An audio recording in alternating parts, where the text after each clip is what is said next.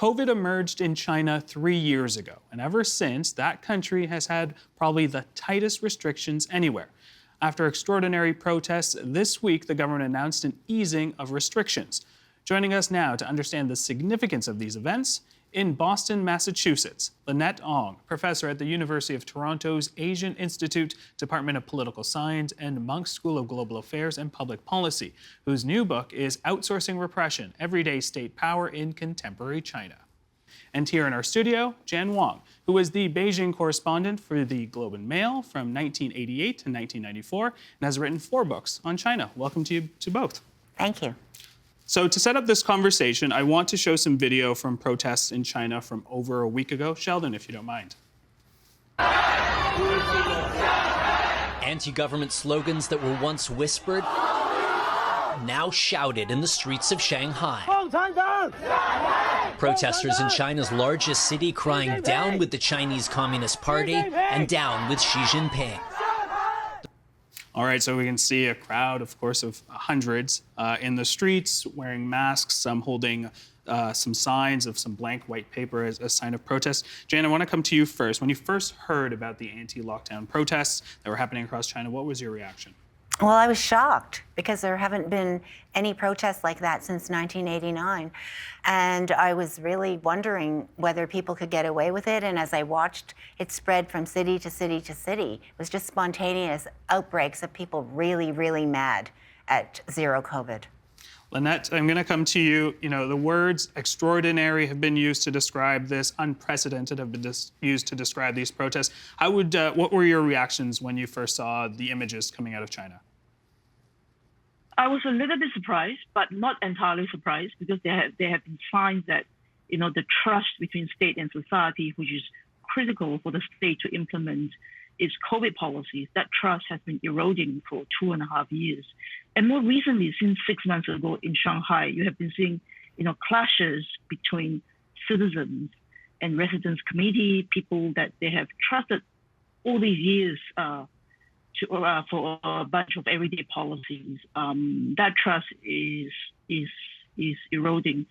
And I think, pressure has been building up since the party congress. And once the party congress, the 20th party congress is over, people are just looking to unleash the tensions. I'd like to pick up on what Lynette said about the party congress. That was in the fall. And the reason it's significant is because the leader of China, Xi Jinping, doubled down on zero COVID. People were sort of crossing their fingers and wondering if he would announce a relaxation, and he didn't. So that was the first blow. And I think the second blow, the one that really precipitated these demonstrations breaking out everywhere at the same time, was an apartment building fire in Urumqi, which is in Xinjiang in the northwest of China, where the Uyghurs are the minority. And people died in their apartments because the exits were padlocked, and the fire trucks couldn't get close enough to the building to spray the upper story. And they couldn't get close because the cars were in the parking lot surrounding the building, and they had been in lockdown for 3 months, so the car batteries were dead, and they couldn't move it. So when people died in Xinjiang, I think at least 10 people died in the fire. People across China who don't necessarily identify with the Uyghur minority problems, they all went, we could have died too, because we are padlocked, we are locked down. Our doors are welded shut. In some cases, they've welded the doors shut. So this is why people felt very angry and very scared about zero COVID. Lynette, I want to come to you, and I'm prefacing this from a Western perspective, as someone who has probably I've never seen the images that I'm seeing right now from what we're seeing in China. How common is this, or how uncommon is this for protests like this to happen? Is it on such a large scale? From what I've been reading and understanding is there have been other protests, maybe not to this size. Right. So to contextualize it, there are hundreds and thousands of protests in China every year. So protest happens on an everyday basis in China. But the nature of protests in China has been usually one about livelihood. Like, my house has been illegally demolished. My company owed me wages. They couldn't pay me properly. And therefore, I go out there to protest. So it's about livelihood and grievance issue. And so I have no reason to collaborate with someone who protests for the same reason in another city because it's very grievance, very specific. So there is a lot of protest, but there's never been any sustained movement because people see no reason to collaborate with each other. What is actually amazing, really amazing about this range of protests is zero COVID has brought everybody together because people have been under lockdown for 3 years. This is a sentiment that everyone could resonate with. Which is why we see this cross-regional movement. And, from about a month ago, you see these hundreds, about 1,000 workers walked out of Foxconn factories in Zhengzhou in the middle of the night, walk on foot, return to the villages in other parts of Henan province, right? And that's because of wages issue. And then a couple of weeks later, you have migrant workers in Guangzhou in southern China. They also protested because their business income has been affected. So these are kind of isolated issues. They don't collaborate. And then you have Urumqi fire. And then people felt that could have been me. I could have been burned to fire because fire engine couldn't reach me because of lockdown. So what you need is really an issue that would resonate among people. And zero COVID has evolved into that issue that unites, I think, people across China. But I also want to be careful because the protests happen everywhere in China. It's mostly two groups of people, urban citizens and university students. But that is enough to unnerve the Chinese Communist Party. Lynette, I'm actually going to stay with you. Actually, I have a follow-up question. The Chinese Communist Party has been relying on residents to enforce most of these lockdown measures. You call this in your book the outsourcing of repression. Tell us a little bit about this and sort of how it works on the ground and what it could look like. Sure, because if you imagine repression, if you apply repression to a citizen, it would usually invite resistance and backlash. But the beauty of the Chinese system is, I think the party for a very long time, since the Maoist years, and some would even say that it would date it back to the imperial dynasty. What they have done is they have outsourced repression or governance in general to social actors. So these are social actors deeply embedded within the community, residents committee, community volunteers, people who you are neighbor with for years, for decades, and therefore you trust them. So when these people come knock on your door and want to take and want to implement a COVID test, want to take your temperature, they would typically be less resistant than the government agent being sent, which is why we see a lot of compliance to zero COVID and other everyday policies in China. But up until that, to a certain point, that sort of strategy works when trust is maintained. But since about a year ago, especially 6 months ago from Shanghai, I think zero COVID has gone from what is reasonable to nonsensical when people don't have, they run out of food to eat because of lockdown, the supply chain started to break down. And then people start resisting, and then they have to go on and apply more pressure, more coercive pressure to implement those policies. So it goes from reasonable to nonsensical and to preposterous. Then people say, I've had enough. Then my demand has actually go way beyond removing lockdown to, I want freedom. I do not want any PCR COVID tests. And then people starting to ask for the Chinese Communist Party to end its rule and for Xi Jinping to step down. That sort of slogan is really shocking. It's shocking to China observers. It's very shocking to China scholars because we have not heard it since Tiananmen. And even in Tiananmen, I don't think people say we want the freedom. They've never said that we want an end to the CCP's rule. But this time around, they have really articulated it explicitly. Jan, you were in Tiananmen Square. I was in Tiananmen, and I also lived in Maoist China. So I was the first Canadian student to study there in 1972. So when Lynette talks about the neighborhood committees, I experienced that. And I actually think it was more repressive in Maoist times than it is today in China, even though they have the added technology and surveillance and cameras on the street and they can check your cell phone. In Maoist China, when I was there, you couldn't do anything. Everybody knew everything and they watched you, and people didn't have phones. But if you got a phone call, it was the neighborhood committee person who ran to get you. And then they would sit there and listen while you talked on your phone. So, but I think one thing I'd like to say is the lockdown in China made a lot of sense at the very beginning of COVID. Of course, the first signs of COVID came from China. They locked it down, and it was a good idea. It was like we were trying to do here when we wanted to flatten the curve. Right. And our health authorities said, please stay in.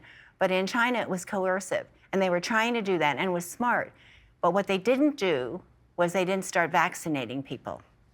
We vaccinated people here, and it wasn't coercive. In China, it's so coercive that if you have a dog, you can't take your dog out for a walk. So people were putting down diapers on the floor. And as Lynette said, some people didn't get food. Some people were separated in their families. If somebody was infected and the others weren't, they would actually take you away. They would make you stay in quarantine facilities.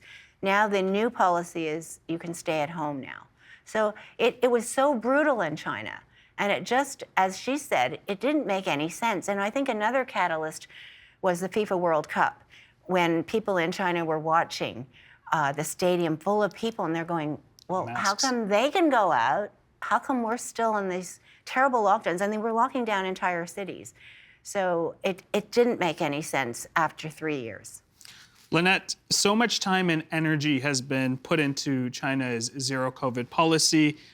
Even after the protests, some analysts were not predicting that the communist government would pull back. But earlier this week, that's what they did. They had a change of heart. Was that surprising to you at all? So we can see the relaxation of restrictions as two things. I think it is predominantly a political concession because there has been a lot of resistance, a lot of protests, even asking Xi Jinping to step down. So it's a political concession. But building up to that, economic numbers have been declining. Unemployment rate has been going down, has been going up, and youth unemployment is as high as 20% in the cities. And a lot of local governments are in debt. They actually do not have money to buy any more PCR COVID tests.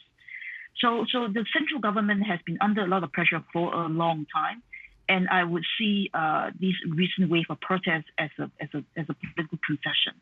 The other way to see it is government responsiveness. People have gone out there to make noise, loud noises, and therefore the government is responding. I would actually rather prefer to see it as political concession. But the problem with political concession is you give people the perception that what they are asking for is actually legitimate. So the logical conclusion is that people will now be emboldened to take things to the street should they not like the way COVID policies evolve in the near future. So I think Xi Jinping is actually taking China down to what I would call a path of no return.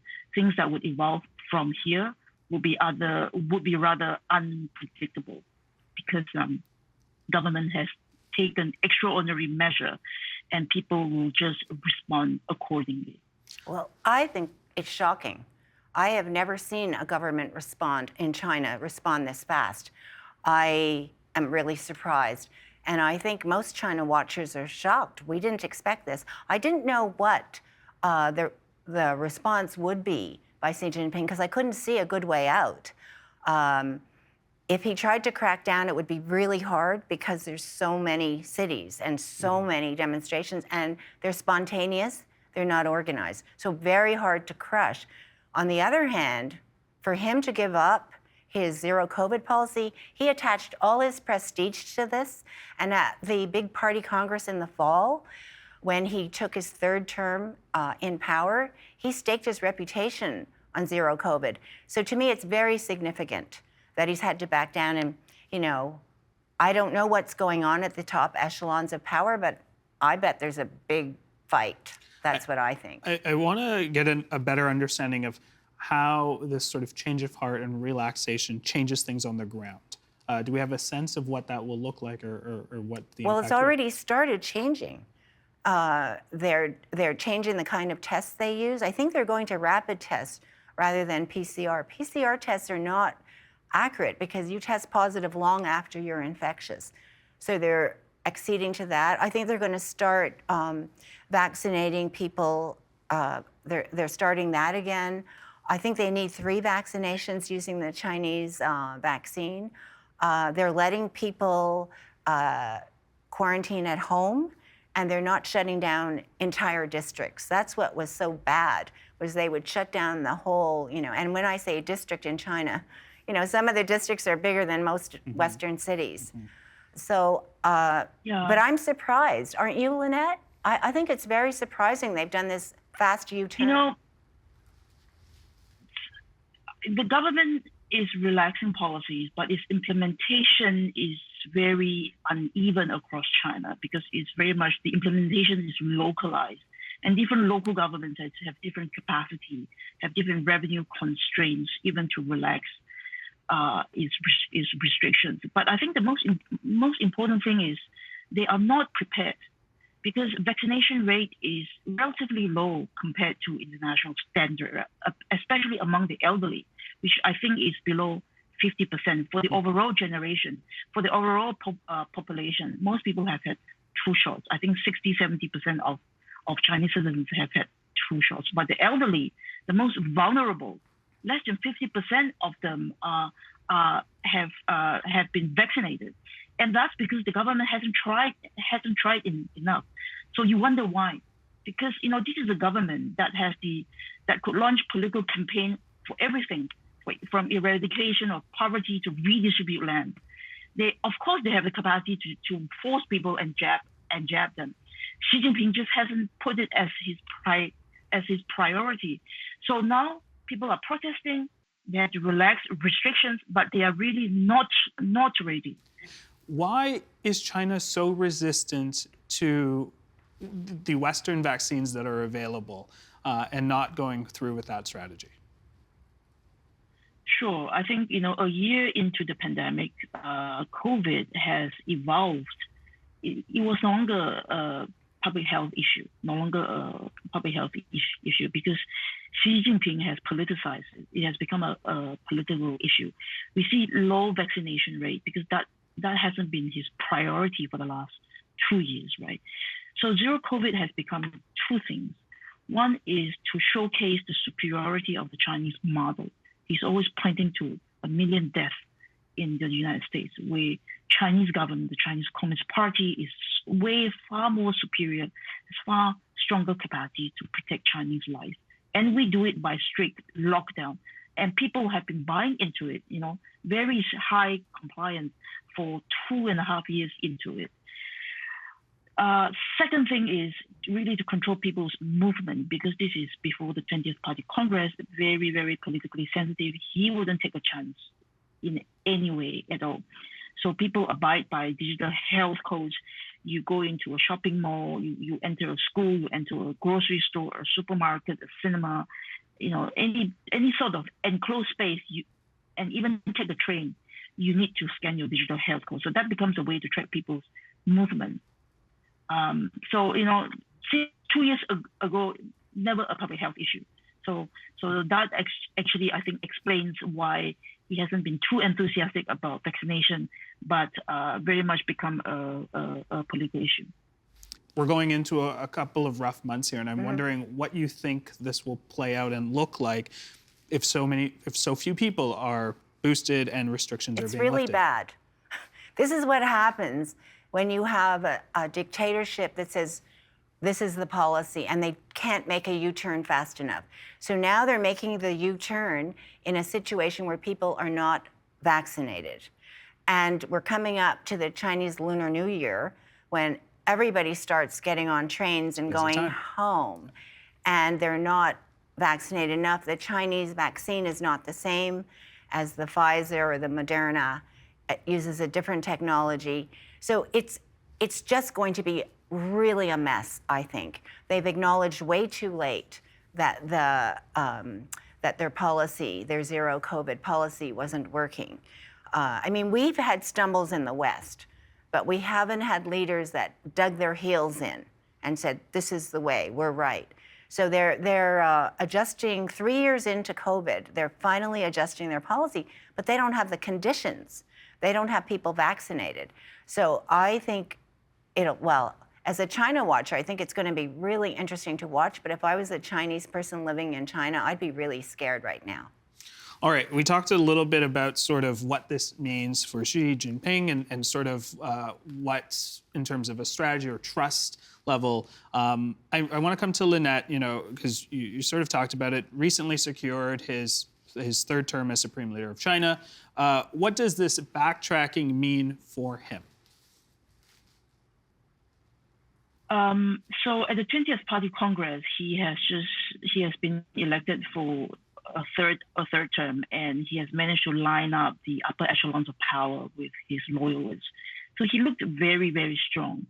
But behind that strong facade, we have to wonder whether there's actually a great deal of fragility, because what holds the party elites together to some extent really depends on what is happening on the ground.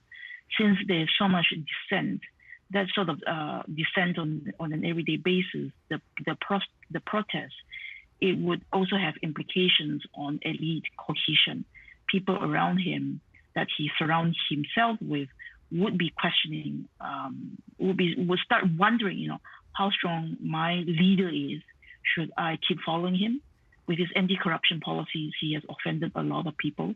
He has removed a lot of people from the official position, people who used to be very, very strong.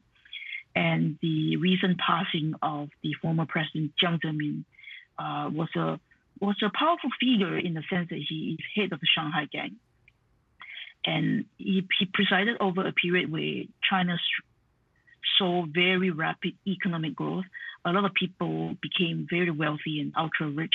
And these are wealthy families remain very powerful in China. And some of them are part of the princelings, what we would call red aristocrats.